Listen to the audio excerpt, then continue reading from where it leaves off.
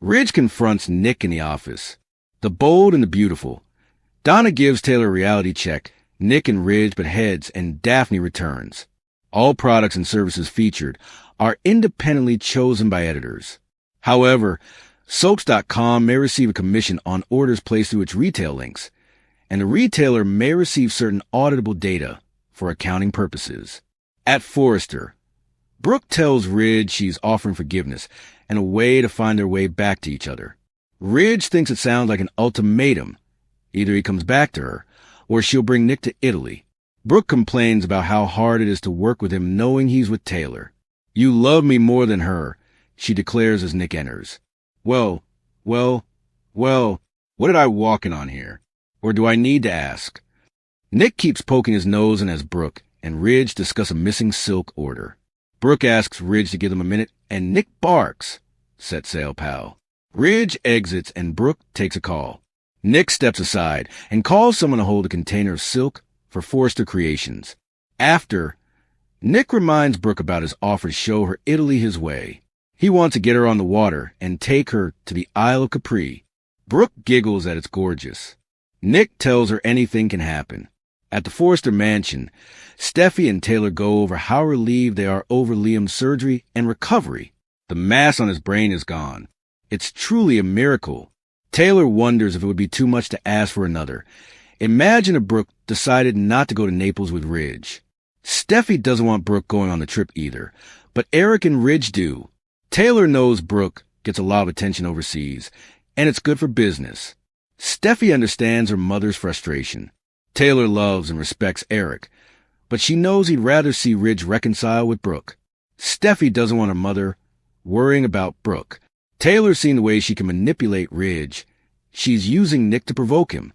Donna appears and greets them. She tells them Brooke's only interested in one man. Steffi says if anyone can turn Brooke's head, it's Nick. He has in the past.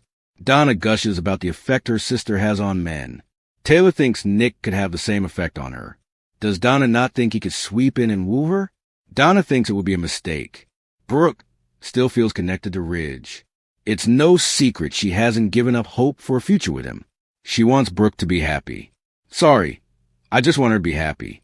Taylor reminds Donna that Brooke was happy with Nick years ago. They have a son. Donna argues that Ridge is the love of Brooke's life. She's sorry, but she's pretty sure Ridge feels the same way about Brooke. How long is Daphne staying? In the design office, Eric and Carter worry about getting the silk they need. Suddenly, they both sniff deeply and Daphne appears. They welcome her back. She's very happy to be back in L.A. They go over the terrible shootings and Liam being okay. Carter says Hope is with him right now. Talk turns to the event overseas. Eric tells Daphne her line's been a great success. He told his son this trip will be a life changer, especially for Ridge and Brooke. In the hallway, Daphne and Carter hang out and look at gowns. She picks one she likes. She knows how important this trip is and alludes to teasing the press. Daphne is putting together a special package for Brooke, Eric, and Ridge to bring to Italy to promote the new fragrance. Carter's impressed and tells Daphne Daphne is sure Carter misses her.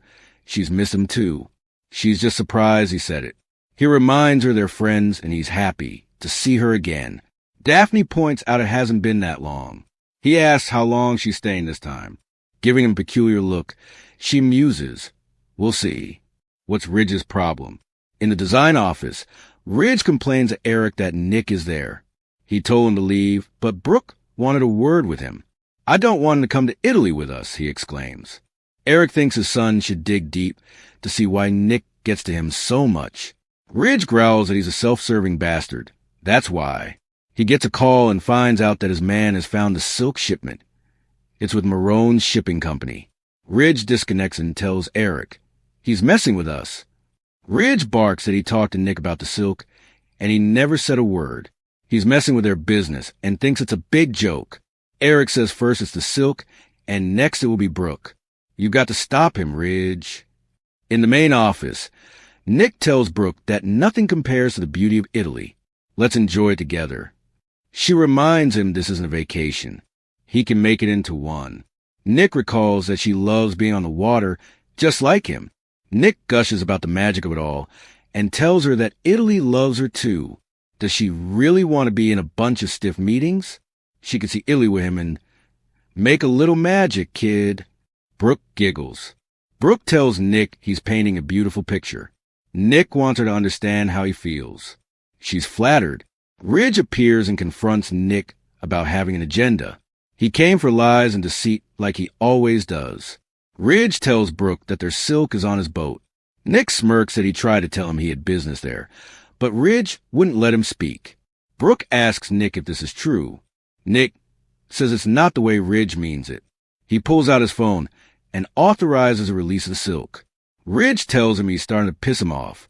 He likes to come and mess with people's lives, and he's not going to do that to Logan. Nick barks at him to shut up and quit calling her Logan. You're marrying another woman.